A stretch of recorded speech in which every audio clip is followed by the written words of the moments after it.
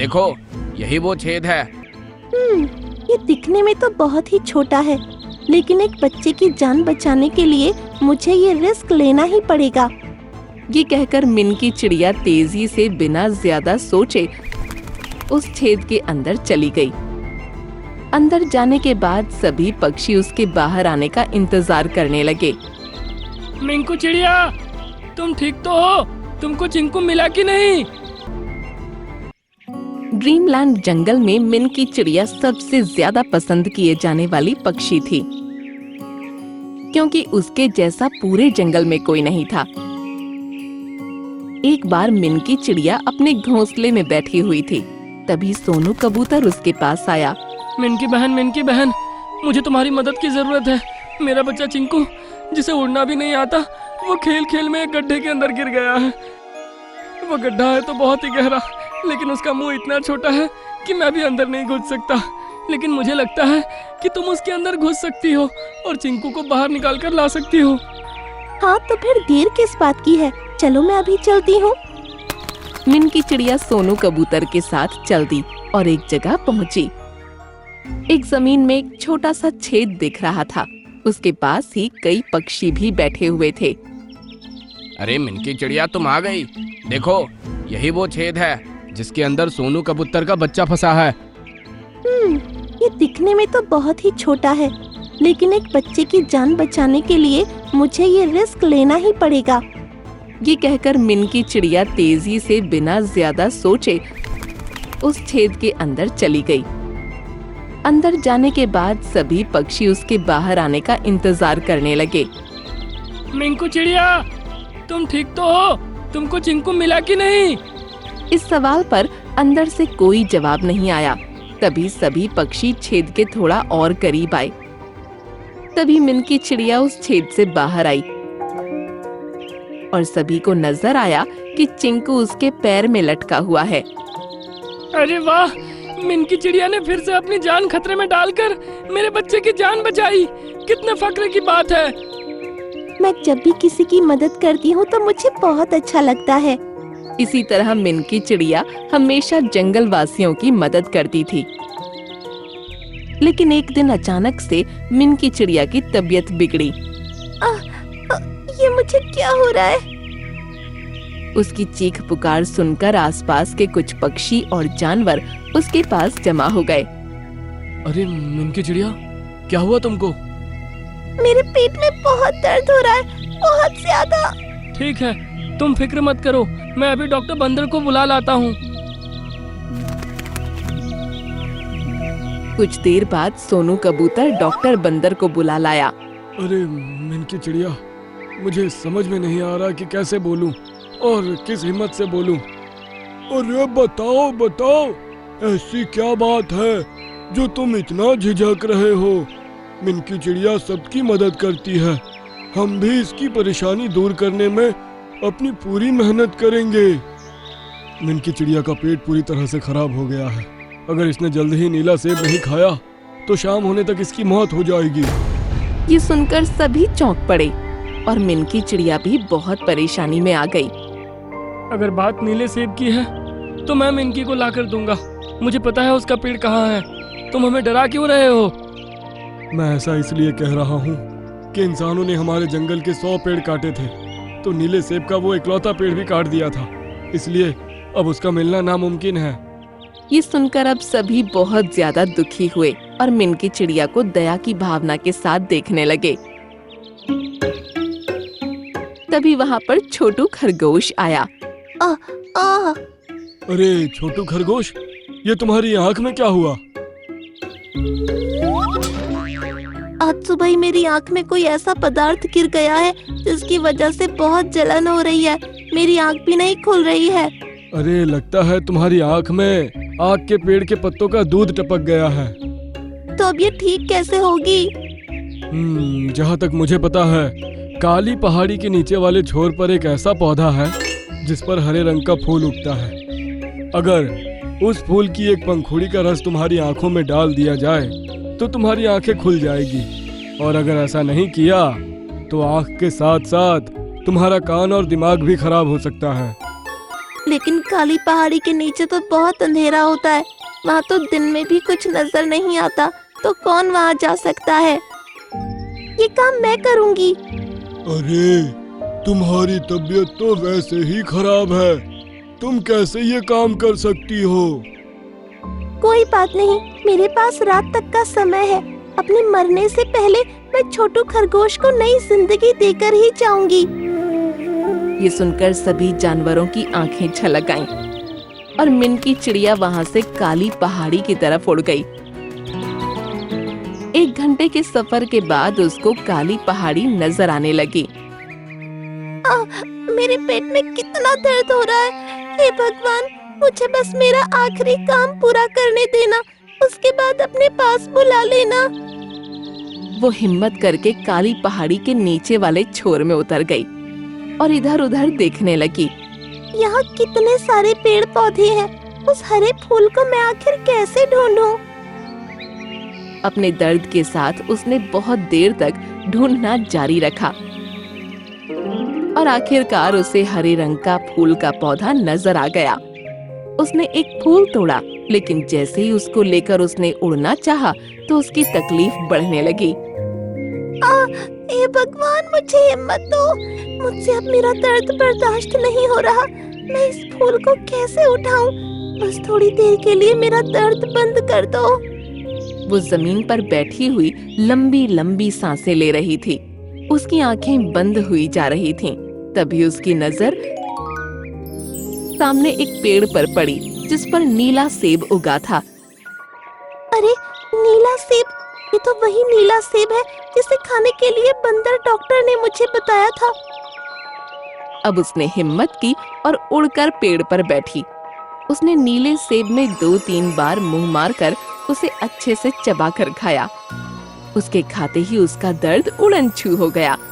अरे वाह, मैं तो एकदम ठीक हो गई। भगवान तेरा शुक्र है। अब उसने फूल को उठाया और फुर्ती के साथ आसमान में उड़ गई। कुछ देर उड़ने के बाद वो उस जगह वापस पहुंची। छोटू खरगोश अब भी दर्द में चीख रहा था। अरे मिनकी चिड़िया ने अपना वादा फिर से निभाया, वो आ गई। डॉक्टर बंदर ने मिनकी चिड़िया से वो हरा फूल ले लिया और फिर उसको छोटू खरगोश की आंख में निचोड़ दिया। उसका रस आंख में पहुंचते ही खरगोश की आंखें खुल गईं और वो बिल्कुल ठीक हो गया। अरे वाह, मैं तो ठीक हो गया। तुम्हारा बहुत बहुत शुक्रिया मिनकी चिड़िया। मिनकी चिड़िया, तुम्हारे पेट का दर्द अब कैसा है? अब तो तुम ठीक दिख रही हो। अरे हुआ ऐसा कि मैं छोटू खरगोश के लिए जब वो फूल लेने पहुंची तो उसी पौधे के पास मुझे नीले सेब का पेड़ नजर आया और मैंने उसे खा लिया। अरे वाह! अरे वाह! ये सुनकर सभी जानवर एक साथ खुशी से उछल पड़े। और फिर डॉक्टर बंदर बोला, मिनकी चिड़िया छोटू खरगोश की जान बचाने के लिए वहाँ गई थी, इसीलिए भगवान ने उसकी परेशानी भी दूर कर दी। हाँ, सही कहा। दूसरों के बारे में अच्छा सोचने वालों का ऊपर वाला कभी बुरा नहीं करता। मुझे छोड़कर कभी मत जाना, मेरा परिवार अब तुम ही हो मुन्नू। एक सुबह बादल गरजने की आवाज से सभी जंगल वासियों की आंख खुल गई। गरज इतनी तेज थी कि सभी को किसी बड़े तूफान का अंदेशा हो रहा था। लगता है बहुत बड़ा तूफान आने वाला है। तभी मोटा पपीता बोला, तुम फिक्र मत करो, मेरे होते हुए तुमको डरने की जरूरत नहीं है। ऐसा कहते ही मोटे पपीते ने अपना पेट खोल दिया। ये देखो, जमीन पर जहाँ जहाँ मेरे बीज होंगे वहाँ बिल्कुल भी गीला नहीं होगा। जाओ, इसको ठीक से फैला दो। उसकी बात सुनकर सारस ने उसके बीजों को पंजों में दबाया और फिजा में उड़ गया। वो एक एक बीज को थोड़ी थोड़ी दूरी पर फेंकने लगा।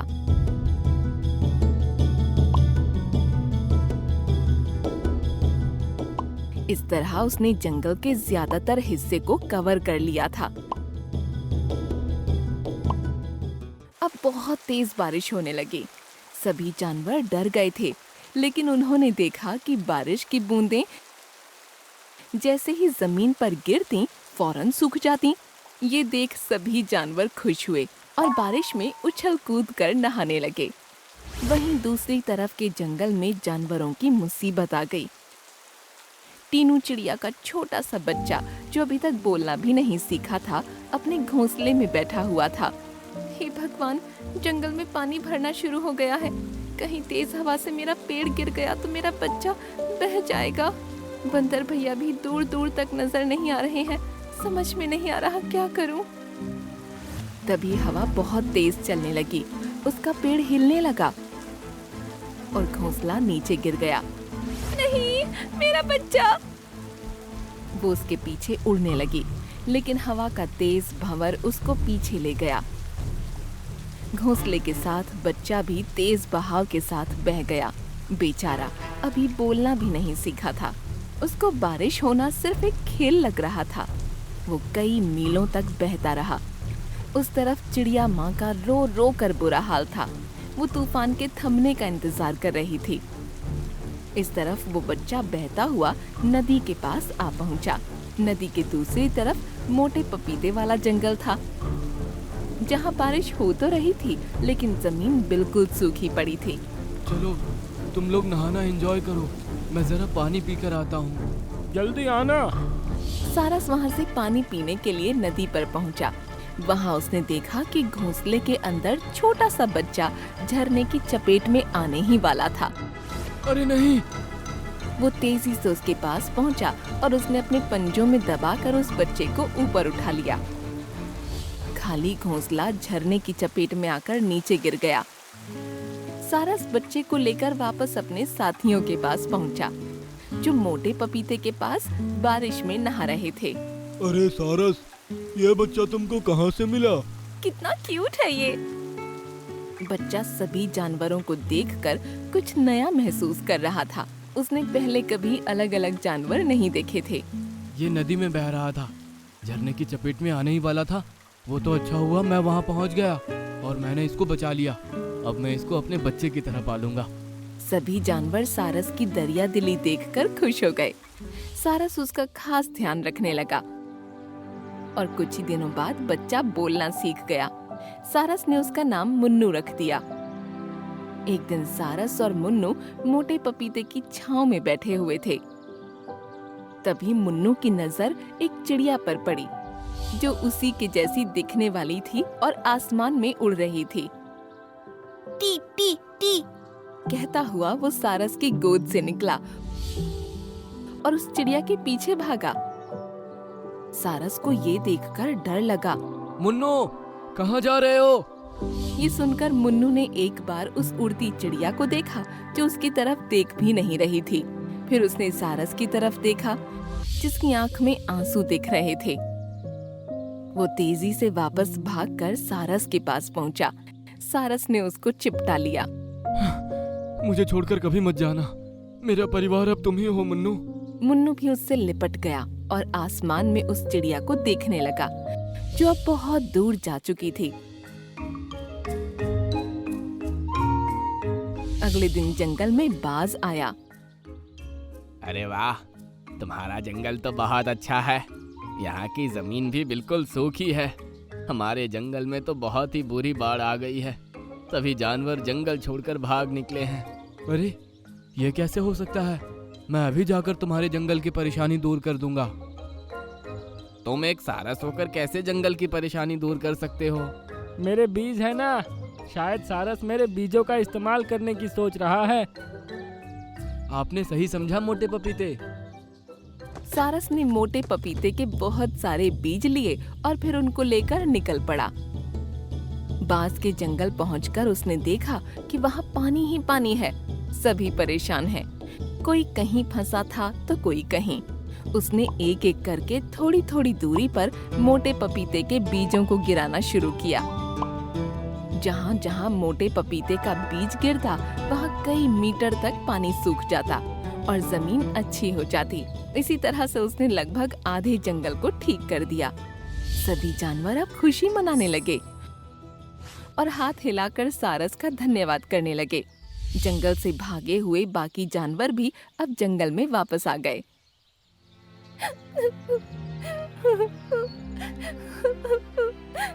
तभी सारस को किसी के रोने की आवाज सुनाई दी। उसने देखा कि एक पेड़ पर एक चिड़िया बैठी रो रही है। सारस उस चिड़िया के पास गया तो देखा कि वो चिड़िया बिल्कुल मुन्नू के जैसी दिखती है। क्या हुआ प्यारी चिड़िया? अब तो मैंने बाढ़ का कहर तुम्हारे जंगल से खत्म कर दिया, अब तुम क्यों रो रही हो? जंगल का तूफान तो तुमने खत्म कर दिया, लेकिन मेरी जिंदगी का तूफान अभी थमा नहीं सारस। मेरा बच्चा जो घोंसले समेत बाढ़ में बह गया था, वो अभी तक मुझे नहीं मिला। पता नहीं कहाँ होगा, जिंदा भी है कि मर गया। उसके सिवा मेरा दुनिया में कोई नहीं था। वैसे तो सारस मुन्नू से बहुत प्यार करने लगा था, लेकिन चिड़िया माँ की आंखों में आंसू देखकर उससे रुका नहीं गया। मैंने तुम्हारे बच्चे को देखा है और वो तो अब बात भी करने लगा है। क्या सच कह रहे हो? मुझे उसके पास ले चलो सारस, मैं कब से उससे मिलने को तरस रही हूँ। हाँ, चलो मेरे साथ। सारस उस चिड़िया को अपने साथ लेकर जंगल पहुँचा। मुन्नू मोटे पपीते के पास बैठा था। मुन्नू, तुमसे कोई मिलने आया है। तभी मुन्नू ने देखा चिड़िया माँ उसको देखते हुए आंसू बहा रही है। मेरे बच्चे, तुमको कहाँ कहाँ नहीं ढूंढा, आ जाओ मेरे पास, आ जाओ। ये सुनकर मुन्नू भाग कर गया और अपनी माँ से जा लिपटा। छोटी चिड़िया को उससे मिलते देख सभी खुश थे। चलो मेरे बेटे, अब मेरे साथ चलो, हम फिर से अपना घोंसला बनाकर उसमें प्यार से रहेंगे। ये सुनकर मुन्नू ने सारस की तरफ देखा, जिसकी आंख से आंसू बह रहे थे। मुन्नू को तभी उसकी बात याद आ गई। मुझे छोड़कर कभी मत जाना, मेरा परिवार तुम ही हो मुन्नू। मम्मी, आपने मुझे पैदा किया है, मुझसे बहुत प्यार भी करती हो, लेकिन सारस अंकल ने भी मुझे बहुत प्यार दिया है। मैं इनके बगैर नहीं रह सकता। क्या आप मेरी खुशी के लिए यहाँ हमारे साथ नहीं रह सकती? बिल्कुल रह सकती हूँ मेरे बच्चे, तुम्हारे सारस अंकल से मैं तुमको अलग नहीं करूँगी। ये सुनकर सारस बहुत खुश हो गया। मुन्नू जाकर सारस से चिपट गया और सभी जानवर तालियां बजाने लगे। बहुत अच्छा हुआ। अब मुन्नू की मम्मी भी हमारे साथ रहेंगी।